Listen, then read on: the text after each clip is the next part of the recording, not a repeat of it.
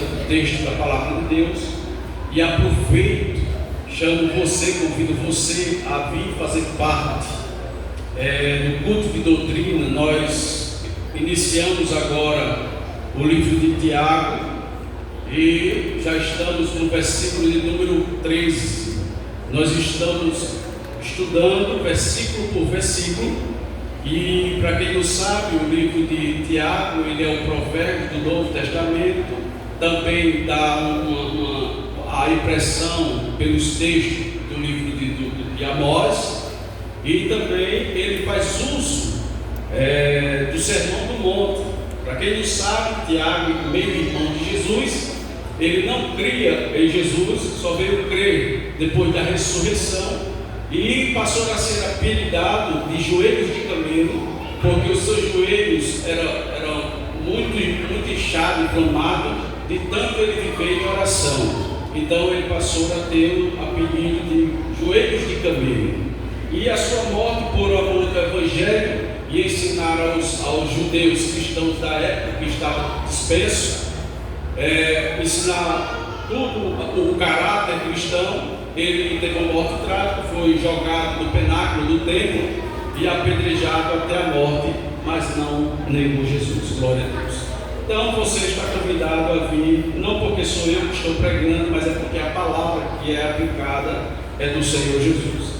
Meus irmãos, nós temos lido uma palavra e com a ajuda de Deus, na verdade nós lemos 2 capítulos, e com a ajuda de Deus nós iremos tratar um pouco sobre o capítulo de número 128, que é o Salmo da Família. Em se tratar do culto com a família, eu estudando, eu vi pérolas neste texto de Salmo 128.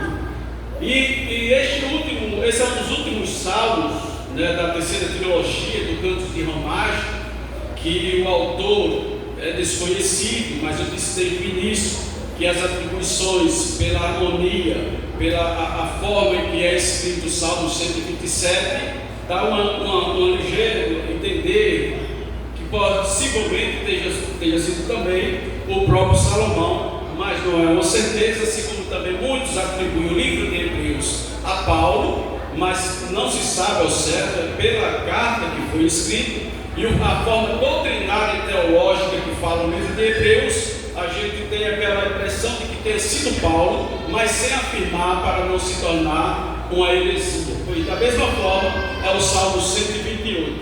Mas esse Salmo 128, irmãos, ele trata justamente, pegando já a palavra do Salmo 127 e falando, ele inicia já sobre a bem-aventurança do livro de Mateus, no capítulo 5, as bem-aventuranças, e também do Salmo 1. As bem-aventuranças do Sermão do Monte de Jesus, que ele fala as bem-aventuranças daqueles que temem ao Senhor, dos que choram. O Salmo primeiro ele manda que o homem ele não se sente nas rodas dos escarnecedores. Bem-aventurado é o homem que não se detém na roda dos escarnecedores. Muitos têm o seu prazer na lei do Senhor e na sua lei medita de dia e de noite. É como a árvore plantada junto ao ribeiro de águas correntes e dá o seu fruto na estação certa. Tudo que ele fizer prosperará. Então o salmo, que é hinos cantados, o salmista traz essa mensagem sobre a importância de um lar. Glória ao nome do Senhor para todo sempre. Neste Salmo 128, o salmista continua falando sobre a importância do temor ao Senhor. Mas no Salmo 127, o Salomão já nos mostra que a prosperidade geral da família, isto é, todos os sentidos dependem de Deus. Então todas as prosperidades, tudo que o homem fizer, ele tem que atribuir e entender que veio do Senhor e que ele não tem nada sem que o Senhor dê para ele. E a prosperidade da família, para ter um proveito daquilo que o Senhor der a ele terá em abundância, mas ele terá com alegria, porque ele teme ao Senhor. De que adianta ter riquezas, mas riqueza não é sinônimo de uma pessoa que está sendo abençoada por Deus. Porque tem tanta gente que pensa que porque tem dinheiro é abençoado por Deus. Abençoado por Deus é aquele pobre de espírito. Jesus disse: bem-aventurados os pobres de espírito.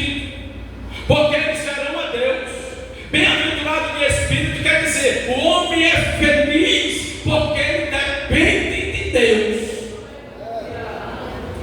Mas não é sinônimo de bênção de Deus a pessoa que tem dinheiro. Nós conhecemos, eu tenho certeza que você conhece tantas pessoas que têm dinheiro e não é feliz, porque falta algo na vida dele.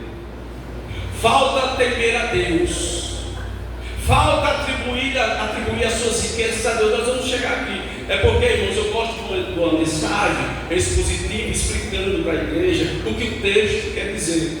Então, no versículo de número 1, nós vamos iniciar diz assim: bem-aventurado todo aquele que teme ao Senhor e anda nos seus caminhos. Quando o salmista está dizendo aqui, bem-aventurado aquele, só que aqui ele não está falando do homem, mas no versículo 4, ele repete aqui, e ele fala: eis que assim será abençoado o homem que teme ao Senhor. Passamos a entender que aquele que ele está se referindo é o dono da casa,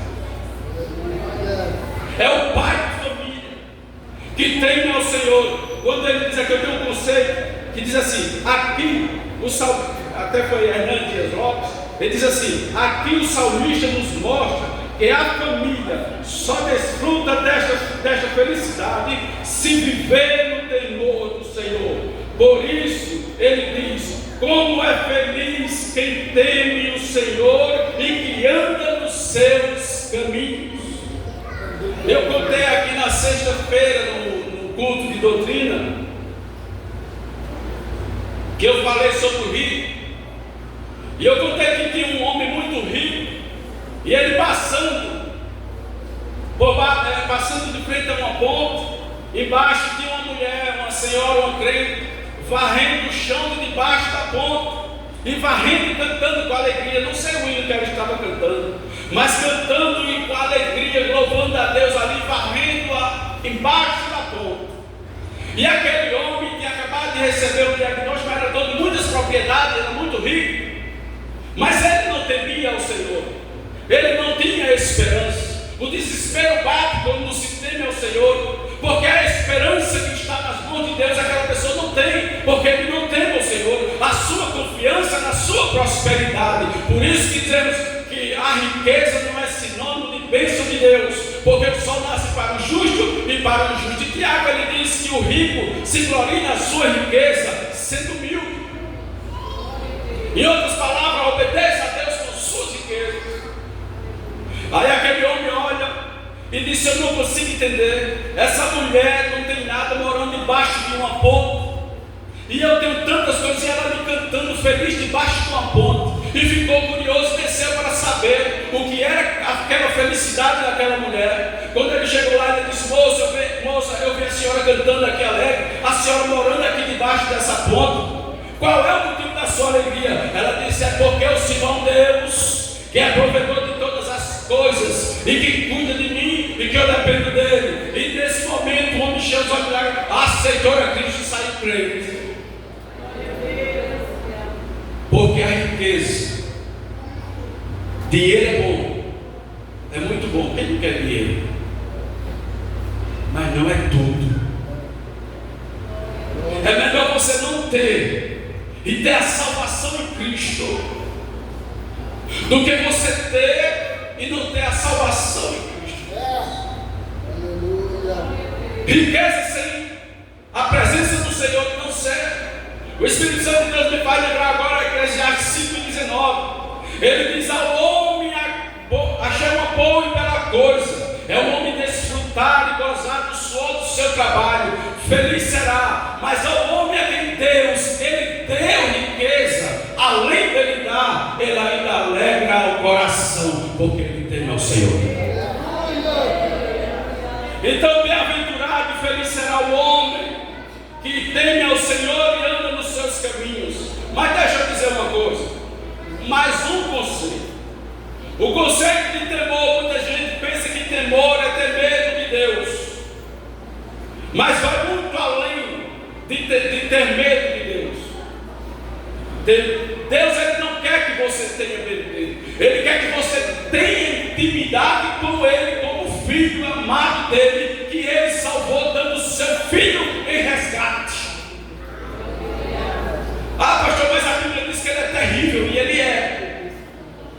porque ele não toma o culpado por inocente. Mas você que teme ao Senhor, busca a intimidade com Ele, as bênçãos vêm, Ele enriquece você e você desfruta com a alegria que Ele dá ao seu coração e na sua vida. Aí lá o profeta Malaquias, capítulo 3, 18, ele diz: então verás outra vez a diferença do justo e do ímpio e do que serve a Deus para o que não serve. A diferença é temor ao Senhor.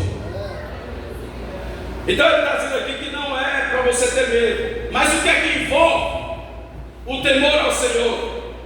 É uma reverência, um respeito profundo, admiração, reconhecimento da grandeza e da santidade de Deus. Tenho 3 pontos aqui para passar para a igreja sobre o temor do Senhor. Vou andar um pouquinho mais rápido, porque eu quero deixar desse salve o máximo possível para a igreja. Vamos ver alguns aspectos importantes sobre o temor do Senhor. O que é o temor do Senhor? Reverência e respeito é reconhecer a majestade e o poder de Deus, sua santidade e perfeição. É ter um senso de admiração e espanto diante da sua grandeza. É tratar Deus com a divindade, com devida honra, respeito em todas as áreas da vida. Segundo ponto, obediência e submissão. É reconhecer a autoridade de Deus e buscar viver de acordo com os seus mandamentos. É ter um desejo genuíno de agradar a Deus e de evitar tudo que é o que desagrada a sua santidade. É submeter as próprias vontades de Deus. Terceiro ponto, aborrecimento do mal. É odiar o pecado. É tudo que se opõe à natureza santa de Deus. É buscar a pureza e a santidade em pensamentos, palavras e ações. É evitar as más companhias e as influências negativas. Isso é apenas alguns aspectos do que é temer ao Senhor. Um cristão, ele tem que entender a grandeza de Deus, saber honrar a Deus, e honrar a Deus você vai honrar na sua vida, vai honrar a Deus com o seu pai, com a sua mãe, vai honrar a Deus em criar seus filhos nos caminhos do Senhor, honrando aquilo que ele tem que honrar, que é a palavra de Deus, ensinando a ele que existe o Deus do céu e que também existe um lar para nós na glória, e que o temor do Senhor, só o temor do Senhor nos levará a estar na moradas celestiais com Ele, porque se não for assim, será para a perdição eterna por não ter o temor ao Senhor. Aleluia, glória a Deus. O Salmo 111, versículo número 10, ele diz assim: o temor do Senhor é o princípio.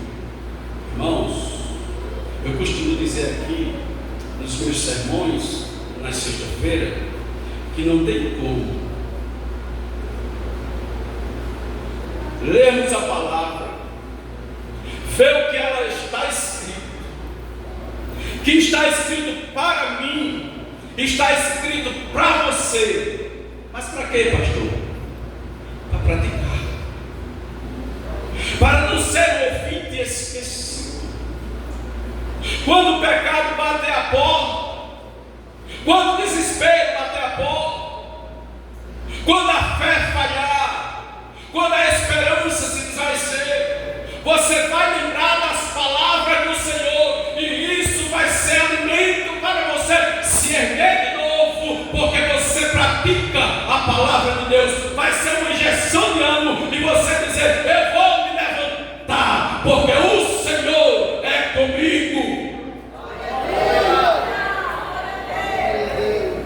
E ele diz: o temor do Senhor é o princípio da sabedoria.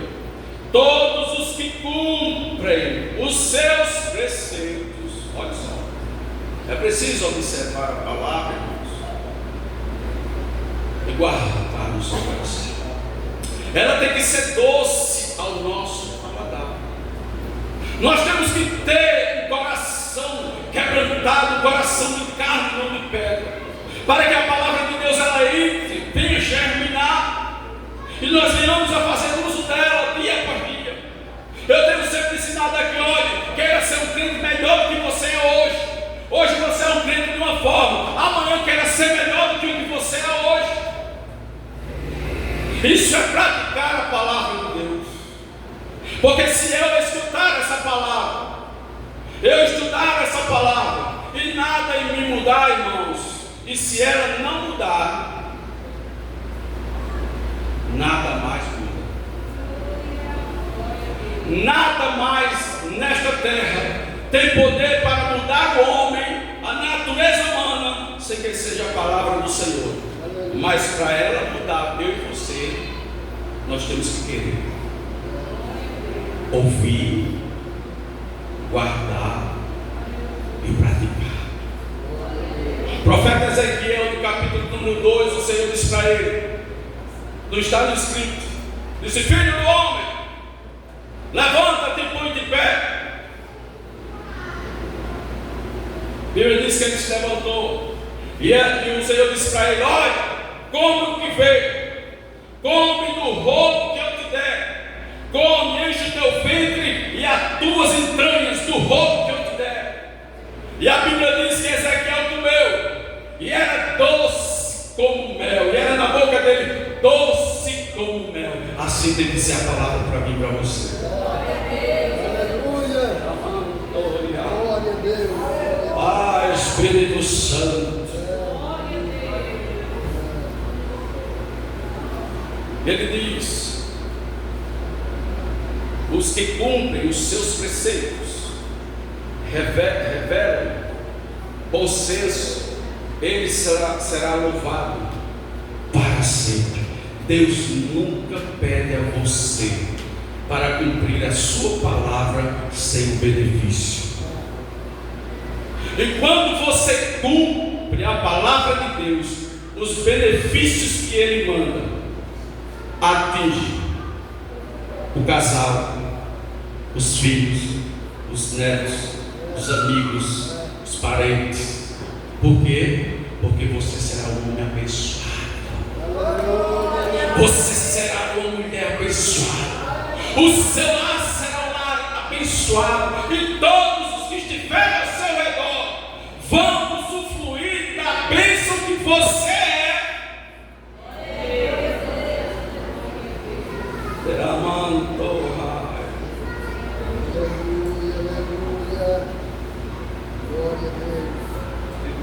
Versículo de número 2, quando eu disse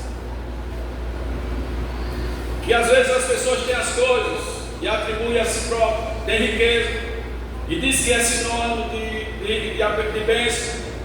Eu encontro pessoas que não têm a vida no altar, conheço pessoas que são prósperas, mas são de entidades, mas tem, outros vendem a sua alma ao diabo para ser próspero. Então não podemos dizer aquele homem ali é um homem abençoado. Mas quando você vê um homem que teme ao Senhor, que vive na presença do Senhor, quando você vê uma mulher, você vê um casal, você vê uma família próspera, mas aquela família está no altar de Deus, aí pode dizer, aquela família Deus abençoou de uma forma extraordinária. Então não se iluda quando você vê alguém próximo, porque a Bíblia diz que o sol nasce para o justo e para o injusto. O ímpio pode ter riquezas, a Bíblia prova isso, que teve tantos ímpios que foram ricos, mas não tem o que eu e você tem. Uma certa vez, me permita rapidinho fazer essa colocação, eu já contei aqui para a igreja, mas o público sempre muda, eu gosto sempre de dizer isso. Eu trabalhava na Aves, e antigamente era uma fila de vendedores. Quando alguém botava o pé no batente, a palavra que dava era rodar. Aí quando botava o pé que descia, a vez a gente perdeu, ia lá no final da fila. E quando eu entrei, entrou uma mulher e só fez olhar para a vitrine e desceu, era a minha vez, eu saí colado, sem vender nada, dependia de vendas. Aí eu me aborreci com outro irmão lá, Aí disse a ele: ó, irmão, não consigo entender. Vai servir para alguém. Eu dou o dízimo, eu prego nas praças do Evangelho de Cristo, eu dou minhas ofertas, faça a vontade de Deus, leia a Bíblia, jejum. Aí ele completou e disse: e o ímpio, irmão, prosperando na nossa frente. Por quê? Porque depois de mim foi o outro que fez isso aqui. Quando entrou uma mulher, o cliente estava lá, aquele monte de caixa vendendo.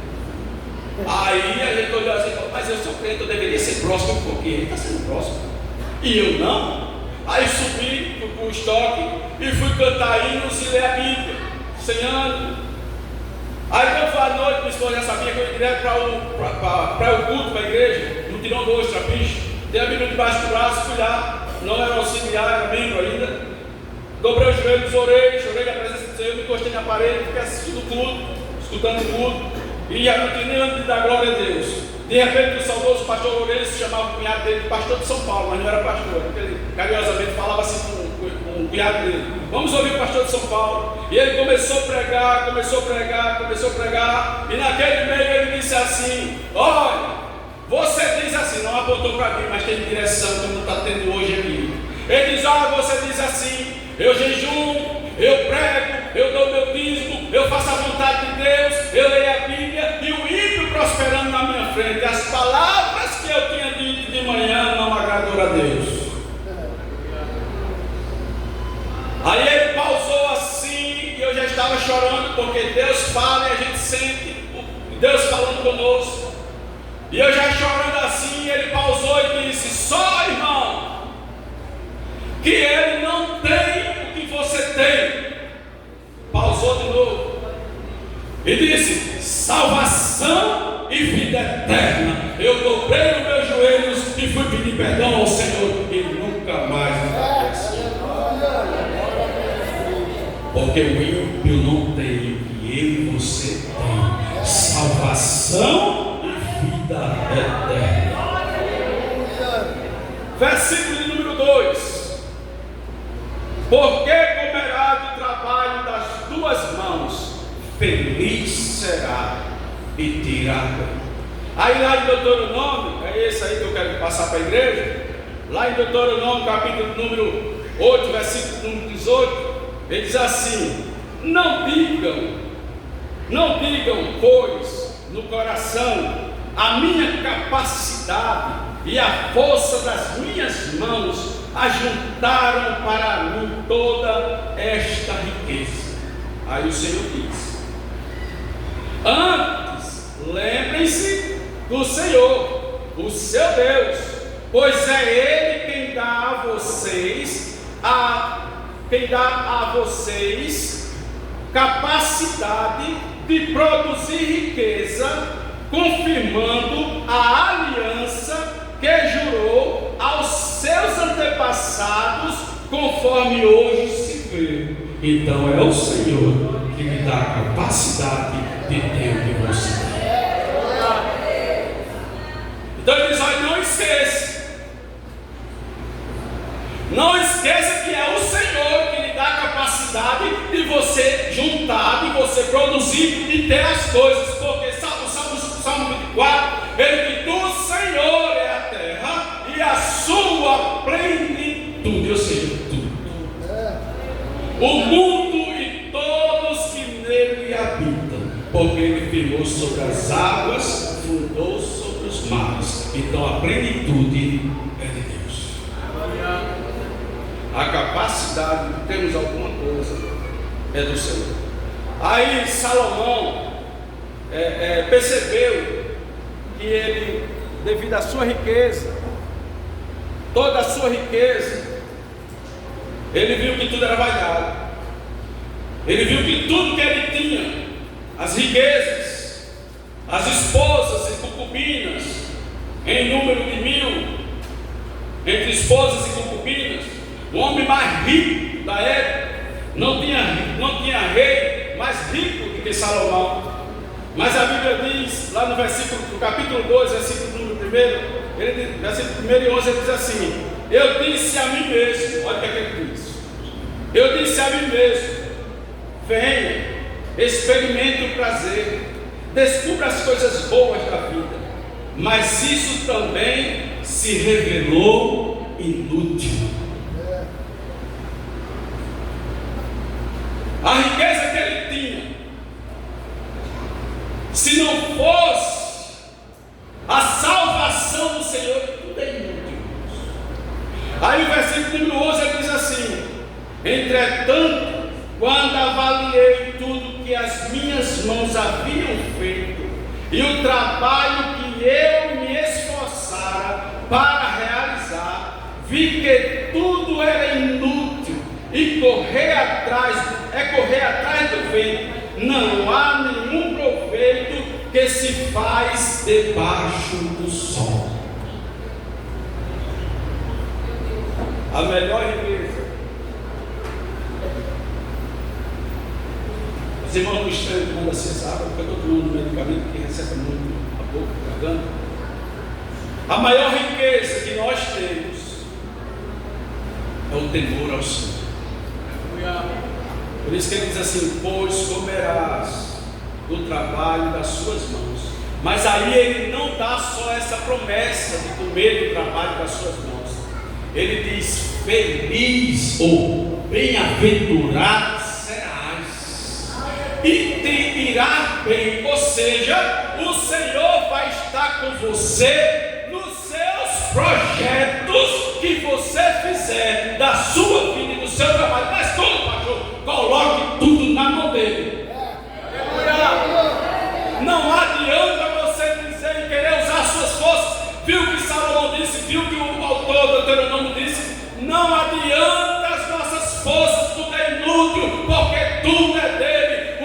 O Salomão, ele diz lá no capítulo 16, 11, ele diz que o planejar é do homem, mas o efetuar sai da boca de Deus. Talvez você tenha feito seus projetos, mas em nenhum momento você parou para dizer: Senhor, está aqui tudo isso aqui.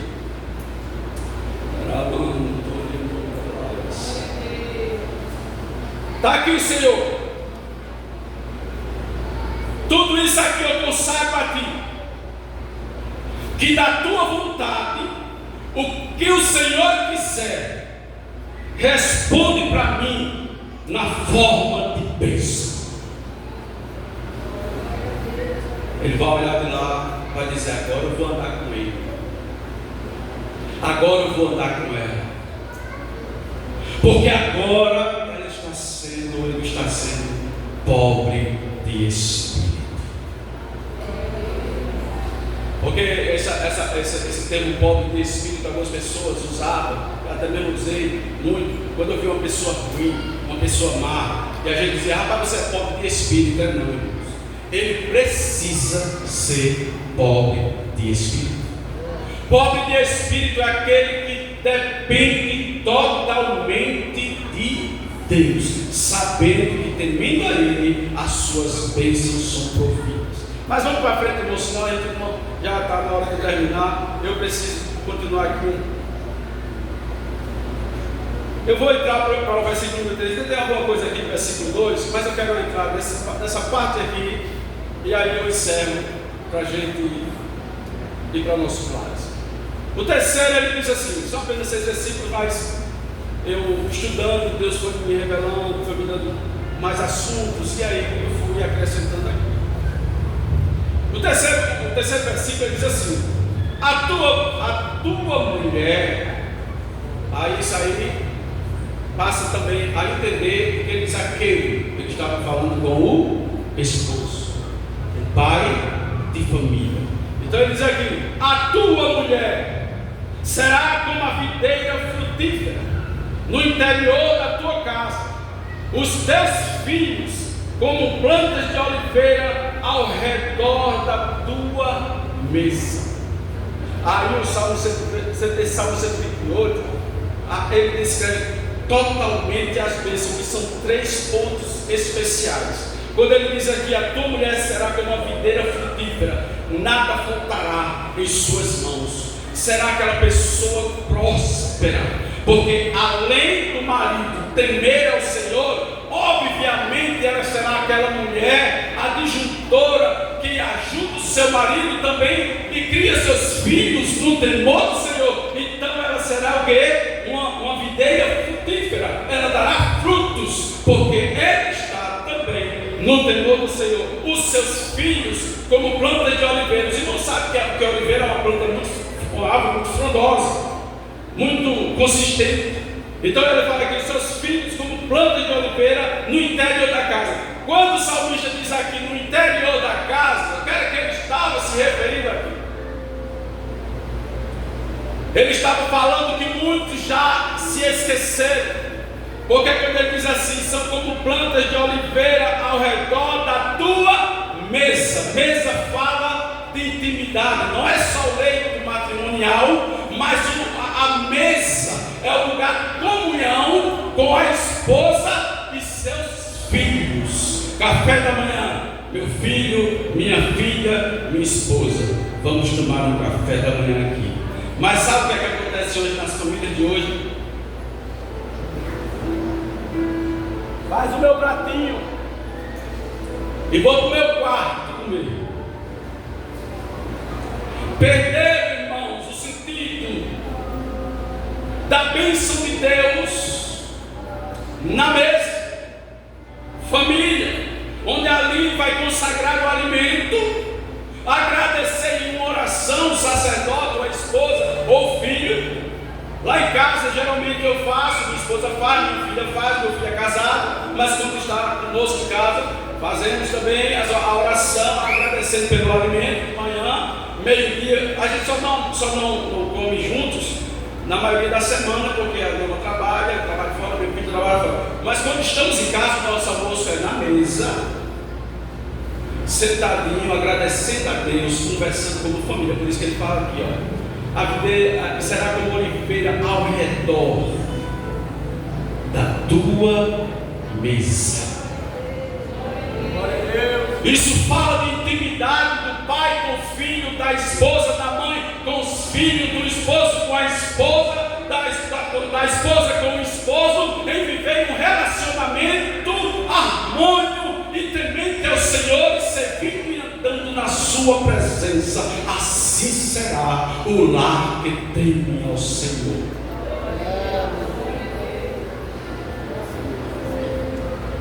Spurgeon, ele disse, antes de Spurgeon, eu vou ler o Salmo, eu vou ler aqui. O Provérbio 18, 22 diz: quem acha uma esposa, achou bem e encontrou benevolência do Senhor. Aí o Salmo 127, 3 diz: os filhos, olha aí, os filhos são herança do Senhor, ou herança do Senhor, e o fruto do ventre, o seu galardão. Isso é, os seus filhos são bênçãos de Deus. Mas hoje em dia, os lares, depois da tecnologia de celular, de computadores, de videogame, de Instagram, de TikTok, de Facebook, do X agora, e de todas essas redes sociais, os lares estão se desmoronando por conta da tecnologia e da falta de administração dos pais em ensinar os filhos os momentos que devem usar. Aleluia! Chega numa mesa para almoçar, o celular está ali, almoça junto, muito bem, mas é cada um com o seu celular, e não há o diálogo da família no interior da casa, que é justamente aquilo que o Senhor observou aqui e disse: no interior da tua casa, dentro, não foi fora, foi dentro de casa. Mas ainda há tempo, ainda há esperança de você consertar o seu lar, se assim tiver. Ainda há esperança de você ensinar o temor ao Senhor aos seus filhos. Ainda há tempo, pai, ainda há tempo, mãe, ainda há tempo, filho, de vocês reverem os seus conceitos no quesito família. Quem dá glória para Jesus nessa noite?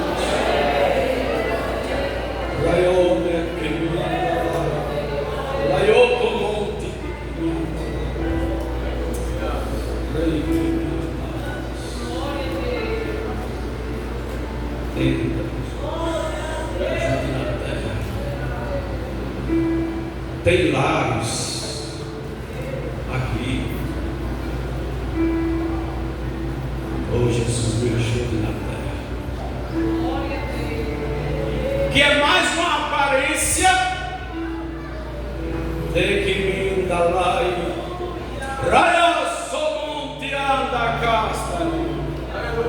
é mais uma aparência de bem uma família. Mas o Senhor lhe trouxe aqui hoje para dizer que ainda há esperança para a sua família.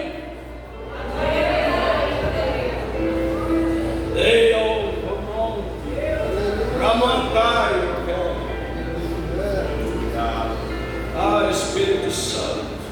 Spurgeon ele diz o seguinte: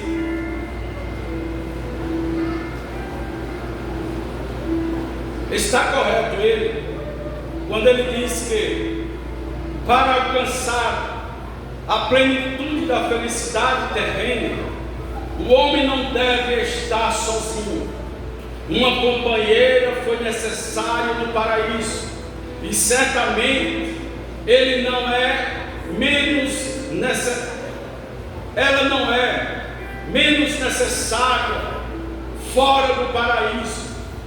Há 3 coisas que o homem deve cultivar: é Deus, o temor, é a esposa e os filhos. E para encerrar, irmãos, qual a forma que Deus instituiu o matrimônio? Mas de que forma ele instituiu? Heterossexual, macho e fêmea. Não foi homem com homem, nem mulher com mulher. Ele constituiu o casamento entre homem e mulher, macho e fêmea, heterossexual. Mas o diabo tem procurado destruir vidas, lares, pessoas até que se casaram no regime heterossexual, e o diabo destruiu lá e começaram a ter outras relações com o mesmo sexo, onde não vamos ver lá em Romanos capítulo número 1, fala essas abominações que o Senhor irá dar a cada um conforme as suas práticas, de homem com homem, mulher com mulher, cometendo torpeza. Está lá, depois os irmãos leiam, porque eu não posso por causa da hora. Então, o casamento, ele é heterossexual, macho e fêmea, que ele instituiu desde a criação do mundo. O casamento também é monogâmico, tem apenas um parceiro. Não pode ser aquela pessoa que tem relacionamento extraconjugal, a poligamia, mais de uma esposa. Ah, pastor, mas Salomão teve 1000. Vai não, irmãos, quem vem para arrepender, aprende isso. Eu não posso entrar por esse detalhe para ensinar agora por causa do tempo. Mas lá naquela época houve uma permissão de Deus que eu precisaria explicar para os irmãos, mas eu não tenho tempo para isso. Mas a escola bíblica dominical foi tratada sobre isso, sim ou não? Sobre ele aí. Lembra que foi tratado sobre isso. Então o casamento ele é heterossexual, ele é monogâmico, tem apenas um parceiro, ele é monossomático, uma só carne entre os dois. Aí, essa uma só carne, às vezes, há uma forma aí que às vezes não entende. Acha que é só na intimidade, não. Quando se fala uma só carne, é no contexto geral. Porque, o meu é meu, o seu é seu. Você paga isso e eu pago isso. Você me presta tanto que eu lhe pago depois, está errado. O seu dinheiro é dela, o dinheiro dela é seu. Eu não tenho segredo do que ganho e nem minha esposa tem segredo do que ela ganha. Antes mais, quando ela recebe, ela diz: recebi a quinzena, vou fazer o Pix para você, porque eu administro tanto meu como dela. Porque ela precisa, eu estou precisando de dinheiro, dou para ela. Eu estou precisando ajeitar o cabelo. Glória a Deus, que é caro demais, Jesus. O cabelo precisa. Vai lá, 400, 500. Mas é dela. E o meu dinheiro é dela. Então, a divisão aqui tem que ser assim: eu faço a feira tal dia, você faz a feira tal dia. Está errado. Uma só carne não é só na intimidade. Uma só carne é no sofrimento, na doença, na dor, nas finanças. Em tudo que se diz casal tem que ser recíproco. Tem alguém aqui assim? Não levanta a mão, não. Tem não, né? Tem. Vocês são crentes. Tem não. Eu sei que não tem não. Vocês são crentes. Aqui não tem não. Tudo crente. Faz isso. Mas se fizer, cuidado. Olha, o casamento, irmãos, é tão sério, é tão harmônico, que eu disse aqui uma vez, que às vezes eu estou pensando em alguma coisa, estou dirigindo aqui pensando em alguma coisa, não é que a mulher chega e entra na técnica, não foi que não tinha nada a ver para ela, o que eu estava pensando, ela diz: isso assim. Rapaz, eu já vi aqui, tu é carne minha. Que ela começa a falar aquilo que eu estava pensando, irmãos. Por que isso acontece? Porque existe a sinceridade do matrimônio. Essa aliança aqui, a aliança dela é séria. O voto que eu fiz diante de Deus é que até que a morte nos separe. Os irmãos não sabem, mas eu vou encerrar. Os irmãos não sabem, mas o pardal tem uma lição para mim e para você. Quem conhece o pardal aqui? Olha o passarinho. Quem não conhece o pardal aqui? Porque ninguém cria ele. Não cria porque ele morre. Ninguém bota ele na gaiola porque esse pardal vai morrer. Porque ele não é para ser criado. Ele é passarinho de viver fora. Mas ele tem uma lição para nós, irmãos. Vocês sabiam que o pardal, ele arruma uma companheira, ela arruma um companheiro, e é para a vida toda. Se um dos dois morrer, o outro não vive, morre também. De solidão, não vive. Ele não vai atrás de outro, ela não vai atrás de outro, morre, porque o companheiro se foi. Se ela não vê mais ele, ela não vai atrás de outro pardal, ela morre de solidão pela falta do seu companheiro, porque ali é uma lição que a morte quem separou e ela vai ficar para ele. Quem está entendendo de glória? Meus irmãos, eu não posso ir mais adiante. Tem muita coisa, a igreja aqui já me conhece. Os meus sermões são sermões expositivos. E eu gosto de explicar o que a palavra está nos dizendo, para que você receba o alimento, para que ela venha germinar na sua vida, no seu coração, e você saia daqui com a sua vida robustecida, avivada, alicerçada pelo poder dessa palavra. Eu não tenho poder para nada, mas essa palavra que você ouviu hoje, efeito vai ter na sua vida a partir de hoje. Só os que creem, só os que creem, só os que creem, só os que creem, só os que creem, só os que creem, só os que creem. Dê glória. Teria aqui para expor para os irmãos: eis que assim será abençoado o homem que teme ao Senhor. O versículo 5 e 6 diz: de Sião te abençoará, verás a prosperidade de Jerusalém todos os dias da tua vida.